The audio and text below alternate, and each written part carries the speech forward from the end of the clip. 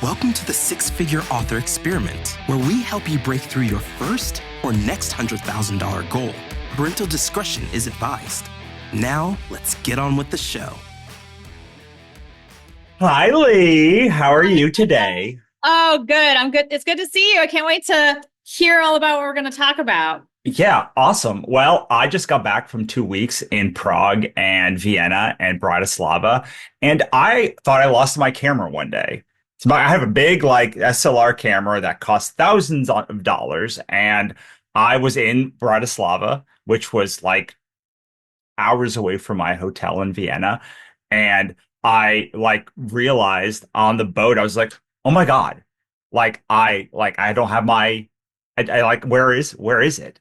And this would normally for in years past, I would have freaked out all day. It made us turn around. It made it would ruin my whole day. And I was able to say, well, I mean, nothing I can do about it now. I'm just going to enjoy Bratislava. I'm just going to enjoy this thing that we're doing now. And both my wife and my mom were shocked, because I am not the kind of person who just lets the world roll off their back. And it's well, I mean, it's only money. I'll still enjoy the thing. And guess what? I got back, I went to my room, and there it was sitting there. And Yeah. it taught me, this has been a years long thing that I have been working on, because no matter what I did, the camera was either lost or it wasn't. It was either sitting on my desk or it wasn't. And that idea of being in kind of superposition would have normally sent me off on a wild spiral. Yeah, but after having a conference and losing a company and having so many launches and just having success over a long enough period of time, and realizing that well, money comes, money goes, whatever the thing is, it doesn't affect now. The things that I can affect now in this moment are making sure my wife and my mother have a good time, have a good time myself, not blow up at anyone, because I'm not saying that I didn't keep playing in my mind, what about your camera is gone? And I was just able to be well, what am I can't order a new camera. Now. I can't like file a police report now.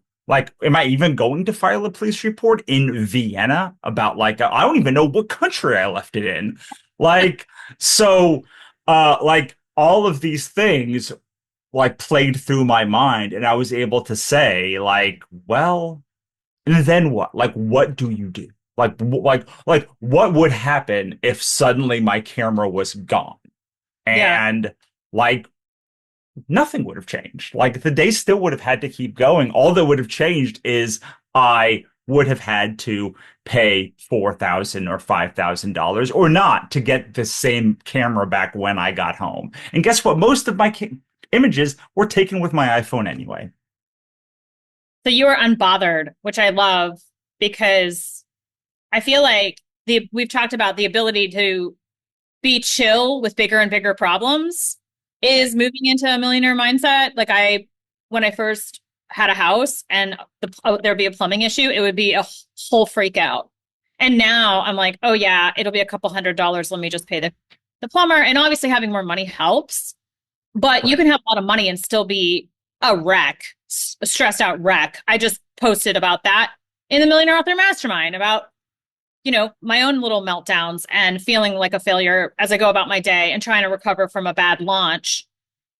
And also being well, what can I do? And moving forward, because the quicker I get to a chill, unbothered place, that the quicker my, fear closes down the mind, and then being unbothered, it opens that creativity back up, and I can problem solve. Yeah. It's really hard the more success that you get, because there are more axes where you can fail. And so, for instance, things are going pretty well. Writer MBA, officially is closed now. And so like I want to talk a little bit about like how to close a thing properly.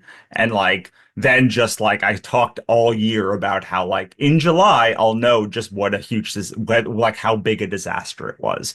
So this whole year has been like a camera in microcosm or in macrocosm, because like Yeah. the camera was a microcosm of just like my whole year, because it's been like, well, I don't know. We have a conference. Either I'm going to have to close this bank account and use that money to fund it, or I'm not. Like this company is closing. Like either I do the right thing and like get everyone in the thing, or I don't. Like those are like the two options. And like I have no, like there are only so many things that I can influence, but like things are going, I think, pretty well in the nonfiction space. I just did this like $15,000 Kickstarter. I'm going to do another one later this year, but I have not released a book in my signature fiction series, The Gods vs. Chronicles, or that universe in a long time. Mhm. And like I'm finally coming back to fiction next month, at some point in the next month, and I finally like tried to re-engage that list of people in fiction. I still have them. Generally, like, a lot of them are like there's a huge overlap between my fiction and nonfiction audience. But like I sent this email about like, hey, I have a new Gods vs. Chronicles book for you next month. And guess what happened this morning? I saw like no movement, like very little movement. And so what did I suddenly do? Oh, well, like the fiction's not going well. My fiction career is over. I can like this series is over. This like whole thing is like I'll never be able to release a fiction book again because like all of my time is in nonfiction. And Mhm. like again, what then like what can I influence? Like I did it. Like I know in my bones that like I've seen so many people just like it only takes one book. Like it only takes like the new series can turn it around. Like a new book can turn it around. And also like this is the end of this series of books anyway. So it's like, well, I don't know. Like this series has made me so much money that like even if I make $0 on this launch, like it was still been a successful series. But like I never plan to write in these series again. So like if this is the end, then like it's already going to be the end. Either way, like literally no matter what happens, it's going to be the end. Yeah. And that like kind of helped, but it's still really hard because every day there feels like there's another axis of failure. There's so few, like most of life is about failing or staying still. And like, but like there is no way that you will not have, as you get more successful, that something will not be failing at any one time, because like entropy is fit like the like things don't want to change. Like when the universe doesn't want to change and your body doesn't want to change, so it will fight change across every success is you breaking out of that It's change. changed. Yes. And that's why I'm realizing I have been focused on being more successful. I've actually been really unclear though about what that looks like. Does it mean like making more money on my store? Does it mean hitting #1 on Amazon? Does it mean getting a book deal to see if I can hit the New York Times? And I'm so money focused. I'm like, well, I want money and I have money, and but I want more readers writing my books. I do that. I do want that. And that means putting myself out there a little bit more on social media. And my body was like, no, we're not doing that. That is scary. That will kill you, because I've avoided it. And when you avoid something, your mind thinks it's dangerous, and danger to the level of death. Right. And your body actually does do that. Like your body is saying, oh my God, you can't do that. It will kill Yeah, you. no, it will shut me down. I'll have TikTok start to do well, and then I'll close the app and not post on TikTok again for 6 months. I've done it over a period of years. So I've watched this cycle, and I got some coaching I posted about in my group Millionaire Author Mastermind, and I ended up talking about it in my book marketing boot camp. And we did it on the first day. I was like, you have to normalize success and train your body and your mind to know that this is going to be safe for you. Otherwise, it's almost like hitting a glass ceiling. I can feel it. It's like, I want to reach out to an influencer, but I have avoided it for 10 years. So my mind says, if you do that, you will die. And therefore I close the app. I distract myself. I run off and do other projects to distract myself even further. It's like, I'm too busy to do that because I'm doing stuff that really doesn't need to be done, maybe. Right. But it's all okay because I'm working with a system that's 500 million years old, a nervous system that was designed to keep me alive and has done a great job of that. And now I can find ways to soothe my nervous system. Literally just somatic exercises, deep breathing, going to the bathroom on time, drinking more water, not being in the state of fight or flight and fear. And then also adding in some visualization of reaching more influencers, having more conversations, reaching new levels on my platform. Right. And I'm very visual. So a dream board really works for that and feeling the feelings. But I had to bring my body along too. And I won't allow myself to be more successful if I feel that scared. Right.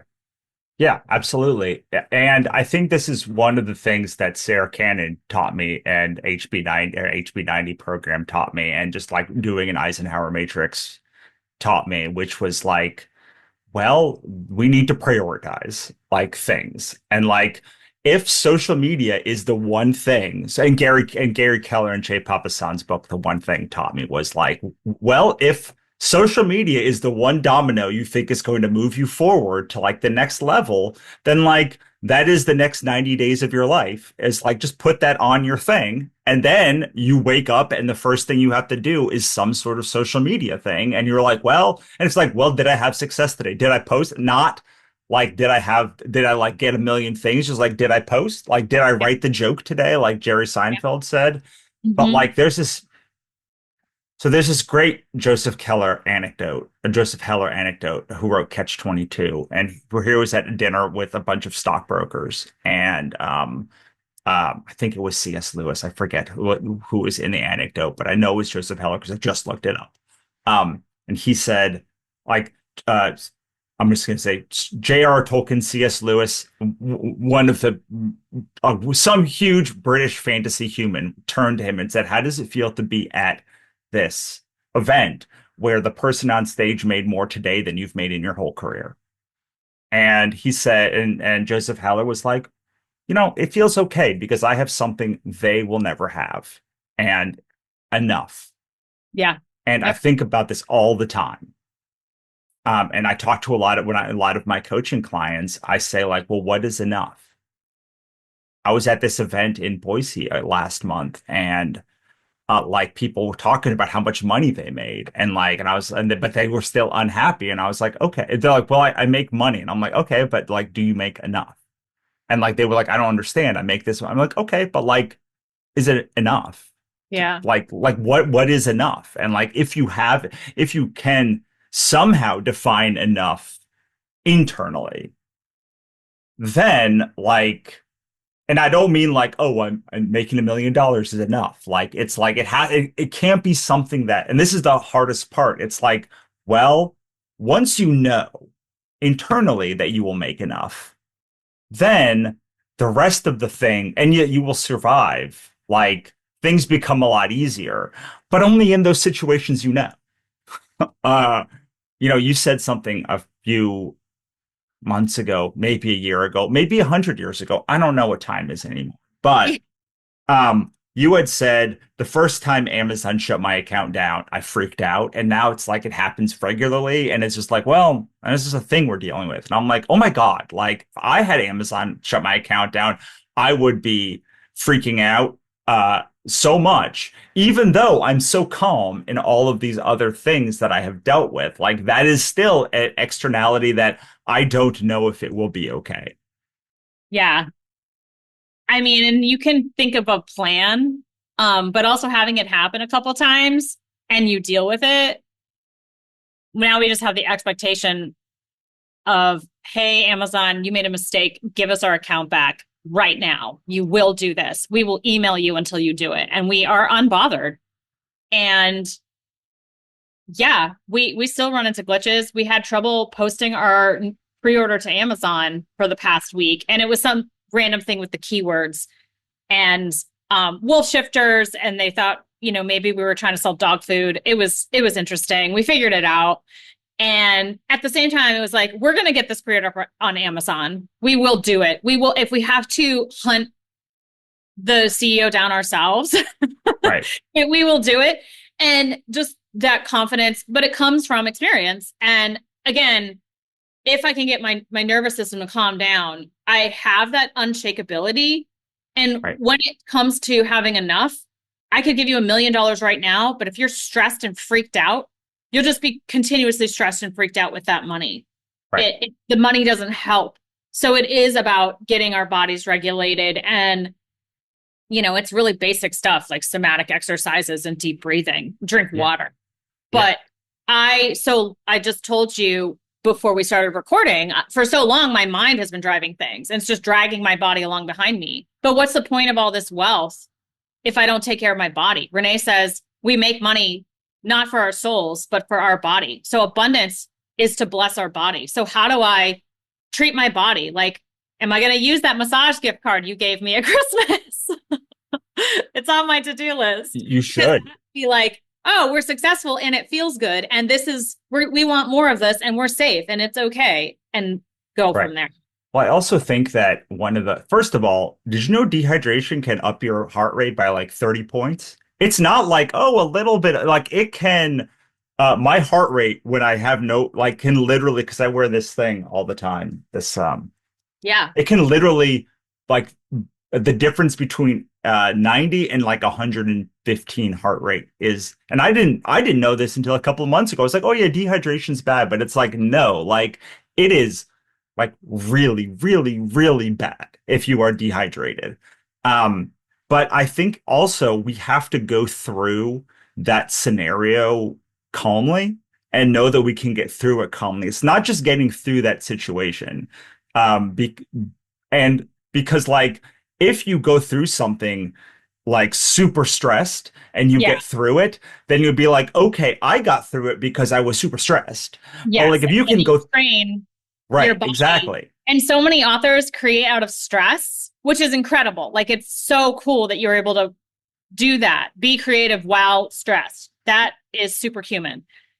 But when you get to a level of success, can you allow that success? Can you allow yourself to have some money in the bank? Can you sit with that money in the bank? Or do you freak out, get rid of it, and then so you can create out of stress again? Can you create out of calm? And Right. Hildenbrand talks about switching.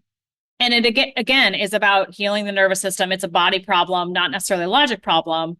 But you also have to have the belief that you deserve to be healed Right. and move into that. Right. And so there's a thing that I learned recently, which was when we write in stress, we can get a lot of words done, but they're not as good as the words that we do when we write through calm, because like your body is just like there are words down, there are words down, there are words down. Like it shuts down that fight or flight Yeah, it on. shuts down your creativity. Yeah, It shuts exactly. all your problem solving ability. Right. And this But is a thing. stress, we're like, so many decisions I make in stress perpetuate more stress. And that so you have to stop. You have to go, no, no, no, I'm going to choose a different way, no matter what that looks like. Right. Yeah. Yeah, I mean, they show this with a lot of like why like it's more productive to work less hours and all of these studies that show like working for 30 hours a week and a lot of it is down to the fact that like when you are not stressed by the hours that you have are better hours that you can put in. But like all of this is just words that you might be nodding along to if you're listening, but it's like that's still only the logic. And as writers, like people that do knowledge work, like we rely so much on our brain that we're like, oh, well, it's a brain problem. But like if you have done all the brain things, then it's like not a brain problem. It's a body problem. And it's like training and retraining your body to do things in it, not in stress.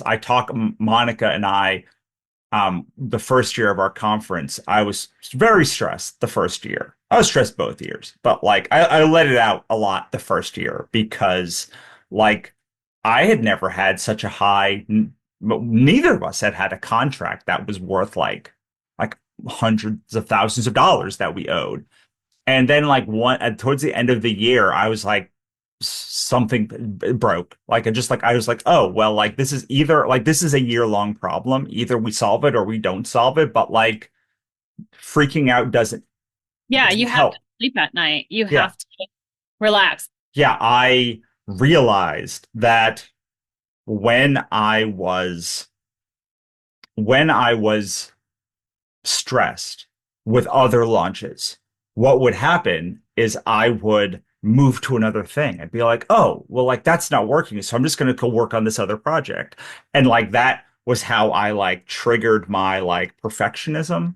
And if you kind of have this problem, there's a book called The Perfectionist Guide to Losing Control, which is great. But I would have this problem of this launch going bad or this Kickstarter being bad. And it's like, okay, well, it's a month and then I can turn to something else. But like having this problem that was a problem continuously all year long, like having this thing meant I couldn't look away. I Yeah. had to keep going back to it and be like, oh, well, like I was panicked this month and like we got three things and then I wasn't panicked and we got 10 things and then I was panicked and we got like four things. And so it's like the actions will lead to the act. Like we make assumptions and then we have to play out, but we so often don't let it play out because we're like, oh, nothing's working. I need to do this. I need to do this other thing. And I'm not saying you don't need to pivot during these times to like add things in, but so often my problem was not one of like it wouldn't happen. It was that I would just say, okay, I'm doing a 2-week Kickstarter campaign and I'll be on to the next thing and be on to the next thing and on to the next thing and on to the next thing. And then like years later, I'd be like, wait, author ecosystems keeps like growing even without us talking about it. Like, why is this is interesting? Mhm. And like it led to us having this more longitudinal, and I don't know how you do this, frankly, without having like a massive conference or something that's like a year-long problem. I guess maybe it's like a kid or like something, a marriage or something like that, where it's like, well, maybe it was you or someone said something at the conference that was like, I am tired of having the worst 5 minutes of my day define my entire life. And That was like, me. That's great though. Yeah. yeah, I was like, oh, well, like, because like the go back to the camera thing. It's like, okay, I lost that camera. It was bad, and then like there was still an entire day to live, Yeah. and I had thought about this the year before, but at our conference this year, I was like, yeah, I am ruled by the worst 30 seconds or 5 minutes of every day of my life, and I am just tired of it. So let me talk about practically what it looks like for me. And then I'd love to talk about the systems of money Sure, you're talking about. sure. Practically, my instinct when I wake up and come to my office is either to go to a yoga class first or do some stretching on my yoga mat.